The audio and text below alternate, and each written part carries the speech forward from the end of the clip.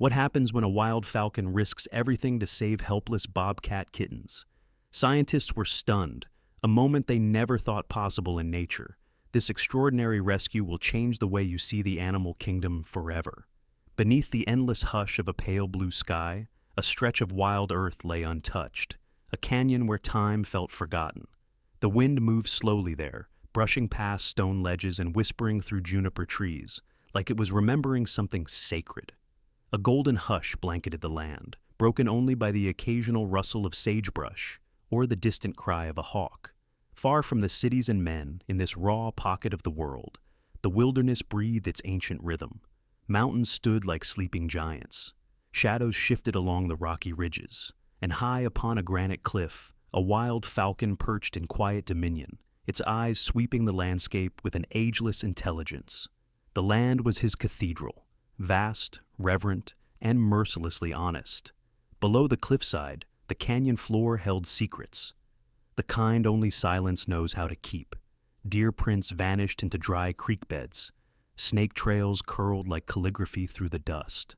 And nestled in the roots of a fallen cottonwood, life stirred beneath layers of bark and shadow. In that hidden hollow, nature had cradled 3 small bobcat kittens, eyes still milky, their breaths rising and falling like leaves trembling in a breeze. They were not yet aware of the harshness of the world beyond their wooden cradle. They knew only warmth, the scent of their mother, and the soft hush of her breathing in the night. Her presence was safety, fierce, soft, and constant. The mother bobcat, silent as moonlight, was a creature carved by survival. Her muscles rippled beneath her fur, each step a whisper between roots and stone. She hunted with reverence, not hunger alone, for she carried the weight of lives in her paws. Each rabbit caught, each vole sniffed out beneath the snow, was a promise to the tiny hearts hidden in her den. And on one such morning, as the pale light bled through the canyon walls, she slipped out once again, her paws vanishing into brush, a quiet prayer offered to the wild. But that morning, she did not return. No cry, no struggle, just absence. As if the land had swallowed her whole, and the canyon, in all its vast indifference, refused to give an answer. The kittens waited. They yawned, nuzzled into each other, mewed softly into the growing cold. Day stretched into dusk, and the hollow grew darker. Hunger began to nibble at their bellies. One lifted its tiny head and squeaked, a sound too small to echo, too frail to be answered. Overhead, the falcon watched, at first merely as part of the daily theater of survival. But something in its posture lingered, something in its gaze narrowed not with hunger, but with attention. It had seen the mother come and go. It had marked the sudden silence. And now, its amber eyes locked on the hollow below, on the restless movements of orphaned life, unaware that the night would bring predators with sharper teeth and colder hearts. The air thickened with waiting. In the canyon's hush, even the wind seemed to hold its breath. Nature doesn't pause for grief. It moves on, indifferent and beautiful, allowing the strong to flourish and the weak to vanish in quiet erasure. Yet something in the sky did not move on. The falcon remained, wings twitching ever so slightly, its silhouette carved against the fading sun. And as the last warmth of day slipped behind the cliffs, a tension gathered, ancient, unseen, as if the land itself was bracing for a story that had never been written before. She had always returned. Every morning, every dusk, she was there. Her body low against the earth, her movements almost sacred in their precision. She'd bring them warmth with her presence, nourishment with her hunts, and silence with her lullabies, the quiet grooming of their fur, the low rumbles of her breath. Her eyes, golden and wild, held a love no less powerful for being unspoken. The bobcat mother was the heart of that hollow, and the kittens bloomed in her shadow. But on that fateful morning, the rhythm shifted. The earth did not greet her steps. The sky did not echo her return. Her scent began to fade from the air like smoke dissolving into nothing. The hours passed like ghosts. The sun crept higher. Hunger began to stir within the tiny bodies curled into one another like petals in retreat. They whimpered, uncertain. One of them squirmed toward the mouth of the hollow, its paws clumsy and soft. The wind was no longer familiar. It carried no promise of her return, only the cool indifference of the open world. The kittens cried now, in stammered chirps and gasps, sounds too small to summon help. but loud enough to signal vulnerability. The hollow, once a sanctuary, now felt like a forgotten grave, a quiet cradle left behind by fate. No one saw what took her. Perhaps she crossed paths, with a snare left in shadow. Perhaps an unseen predator claimed her swiftly, her final roar swallowed by the canyon wind. Or maybe her heart gave out, too weary from the burden of motherhood in a world that shows no mercy. The truth would never be known. Her story ended not with violence, but with silence, the kind that echoes in the spaces where something precious once stood. And now, beneath roots and dust, her children waited in a world that had grown far too large for their tiny hearts. Yet, even in her absence, something lingered, a thread left behind in the very soil she tread. Her memory clung to the bark, her scent still lingered in the wind, her love held shape in the way the kittens nestled into each other, mimicking her warmth. The falcon, circling above, could feel it, not in words or logic, but in instinct, the shift of life, the imbalance that now disturbed the pulse of the land. It watched the hollow more now, not like a hunter, but like a sentinel, as if it too mourned something it did not fully understand. Night returned, and the stars looked down on a crueler world than before. The moon carved silver shapes over the canyon walls, painting the hollow in quiet grief. And in that hollow, 3 small lives clung to one another, mewing into the dark, waiting for a mother whose paws would never touch the earth again. And far above, beneath the moonlight, wings spread wide against the wind, not in flight, but in vigil.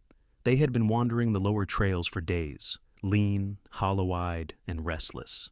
Hunger makes monsters of even the most familiar shapes. And in the scrubby underbrush below the cliff, a pack of coyotes hunted more with desperation than cunning. Their noses twitched at the wind, reading the invisible map of scent trails across the dust. They had fed poorly for nights, driven from easier prey by drought, fire, or human noise. But now the air carried something rare, the soft, wild smell of youth, raw and unguarded. They followed it without question, their paws silent against the rocks. The canyon welcomed them with indifference. The coyotes moved like shadows between the trees, their shapes flickering in and out of the low moonlight. They did not howl, not yet. Hunger had taught them patience, and patience makes predators more dangerous. They sniffed at bark, paused at broken roots, and circled where the bobcat mother once padded quietly. The scent was clearer now. 3 tiny hearts, unaware, alone. The coyotes licked their lips and moved closer, inch by inch, as if the land itself was holding its breath in dread. Each night they returned, closer, bolder, testing the edges of the hollow, circling just beyond the veil of safety that once existed. The kittens stirred in their sleep, restless from dreams soaked in a fear they didn't yet have the words for. The earth beneath them no longer felt anchored. The shadows at the mouth of the den grew longer, more threatening. And yet, above it all, the falcon remained. Its eyes traced the ground like lightning, searching for a place to strike. It had begun to fly lower in the evenings. It perched on stones closer to the hollow, still silent, still watching. Nature is not often stirred by injustice, only survival. Yet there was something strange now in the falcon's behavior. It did not seek prey. It did not return to its usual hunts. Its patterns were broken, its instincts confused. The coyotes did not yet see it as a threat, but it saw them clearly. Their movements, their timing, their teeth. From the high cliff, the falcon watched the map of the land shift, the balance tipping towards something cruel and inevitable. And in its chest, a fire grew, quiet and unfamiliar. On the 4th night, the coyotes came within feet of the hollow. The scent of the kittens was thick in the air. One coyote crept forward, slowly, lowering its head to peer into the hollow. The others stood still, tense, waiting for the sound of a scream, the signal to rush in. The wind stilled. The sky seemed to lean in. And far above, the falcon's wings spread again, not for hunting, but for war. The falcon had no name, no myth, no story passed down from men. It was a creature of instinct, born of wind and stone, honed by the cruel precision of survival. It had hunted across canyons and cliffs, known the silence of snowfall and the chaos of a rabbit's final leap.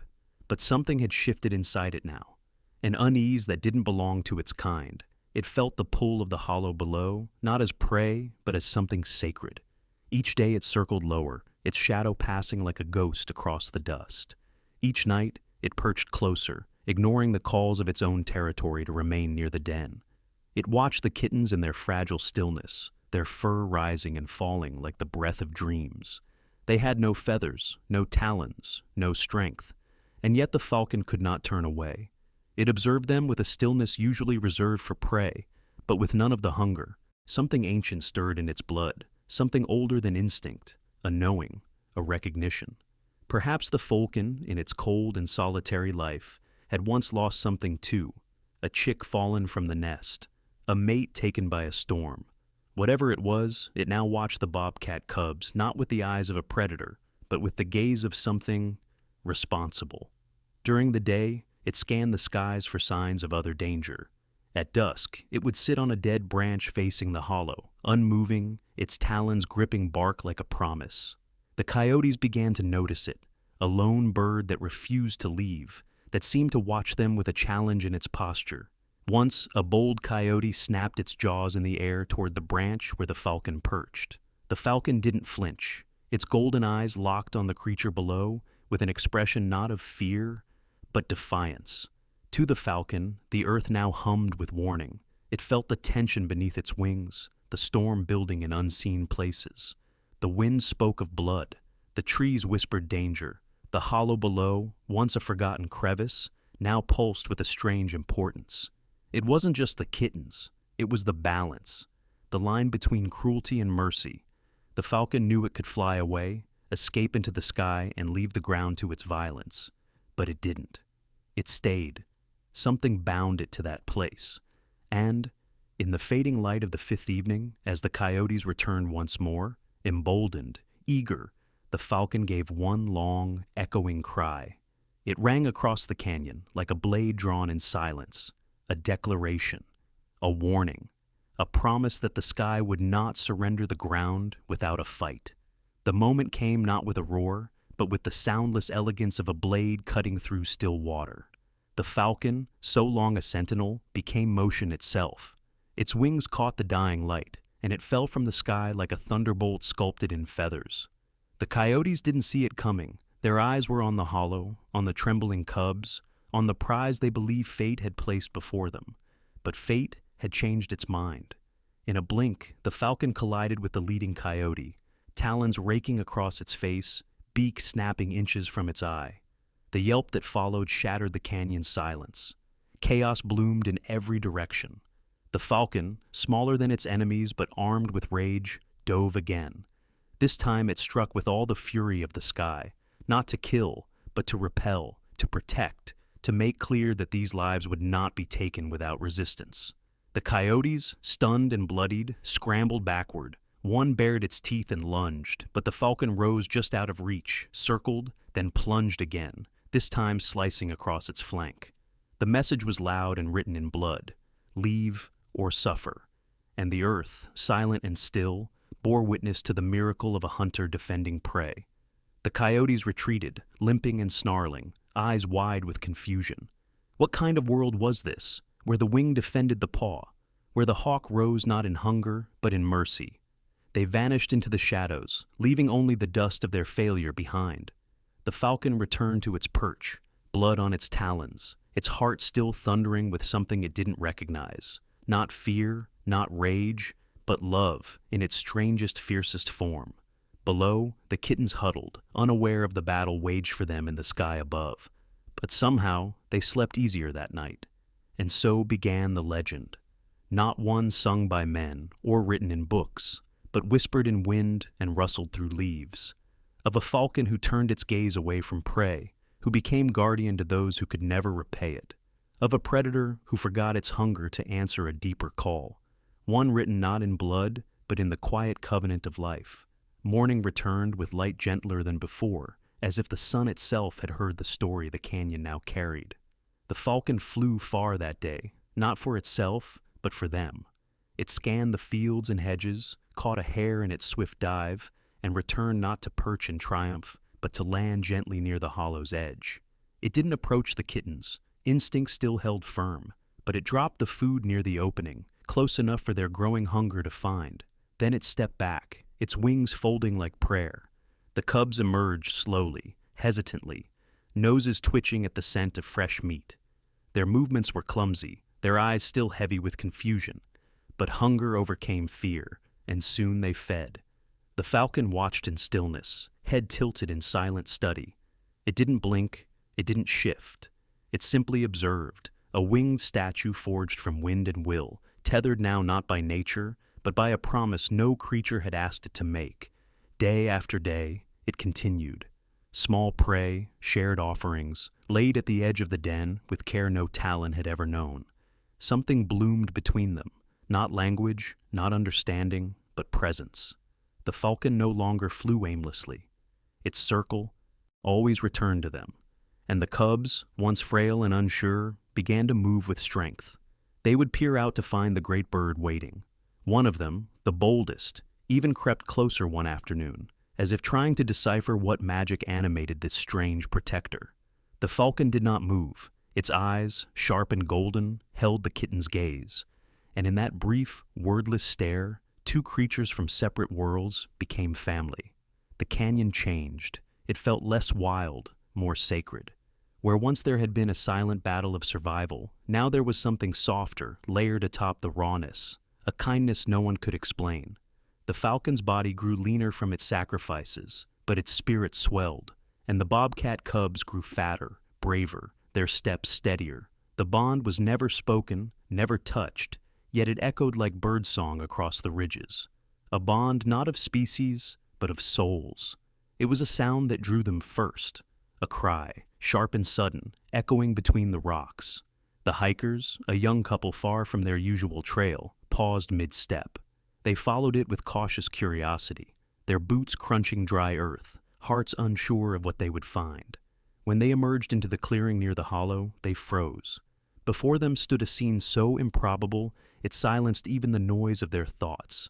3 bobcat kittens, wide-eyed and healthy, nestled near the mouth of a den. And perched just feet away, the falcon, massive, regal, and utterly still. They didn't move at first. Something about the moment demanded reverence. The falcon watched them with a gaze not of fear, but of warning. It did not flee. It stood tall, wings slightly parted as if prepared to shield the cubs from even them. The couple exchanged whispers. This wasn't a random sighting. It was a secret unveiled.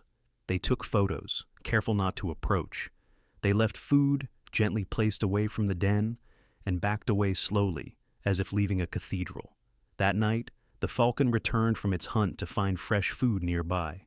It did not touch it, but it did not remove it either. It simply stood in the moonlight, as if considering the strange kindness of strangers. The kittens sniffed at the offering, curious, but remained close to their winged guardian. Word began to spread in small circles. A falcon raising bobcats, sightings confirmed, footage captured, but no one disturbed the place, perhaps because the story was too sacred, or perhaps because, deep down, everyone knew they were witnessing a miracle. Scientists arrived days later, hushed and reverent. Cameras were placed discreetly, documentation began, but no one dared intervene. The falcon continued its silent guardianship, unmoved by the attention, bound only to the cubs and the canyon. And the world, for a brief moment, remembered how to watch something without needing to own it. A miracle, wrapped in fur and feather, quietly unfolding beneath the sky. They gathered around the footage like priests before a relic, biologists, ecologists, avian experts, all drawn into the quiet storm of disbelief. The falcon's behavior defied every known chart, every documented pattern. Raptors did not raise other species. They did not feed others unless driven by parental instinct for their own chicks. But here it was, evidence not just of protection, but of nourishment, of nurture. A predator not simply sparing prey, but becoming its lifeline.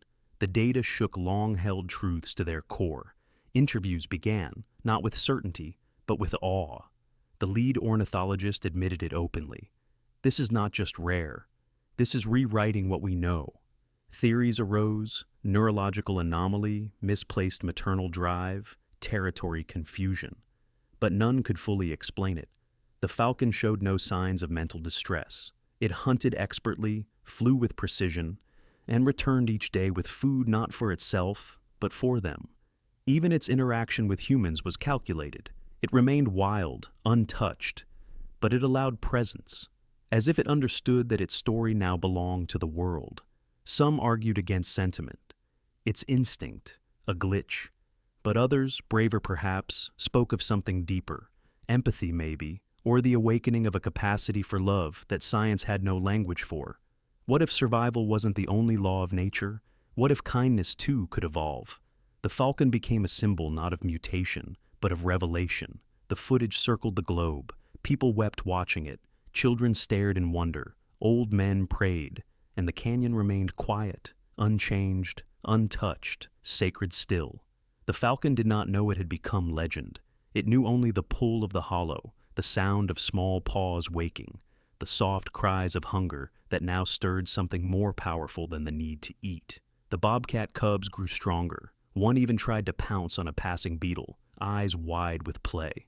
The falcon watched and blinked slowly, like a mother witnessing a child's first steps. It had no name. It needed none. It had given the world something better, the truth that even the wildest hearts can choose mercy. Time moved as it always does, slow in its miracles, swift in its departures. The cubs grew, their limbs stretched, their steps sharpened, their play turned into practice, their mews into growls. One by one, they ventured farther from the hollow, no longer afraid. The falcon still brought food, but less frequently now. It watched from higher perches, its head tilted in quiet contemplation. The bond had not weakened, only shifted. What was once protection had become a kind of release. The day came as gently as the first. No thunder, no warning. One of the cubs didn't return. The next day, another wandered off, curiosity stronger than habit. The last lingered longest. It curled beneath the old branch where the falcon often perched, eyes half closed, as if waiting for something. And then, as the sun dipped behind the ridge, it stood, stretched, and walked into the tall grass. The falcon didn't follow. It simply watched, unmoving, regal as ever, until the last rustle of fur vanished into the wind. That night, the hollow was quiet. The falcon stood alone on its perch.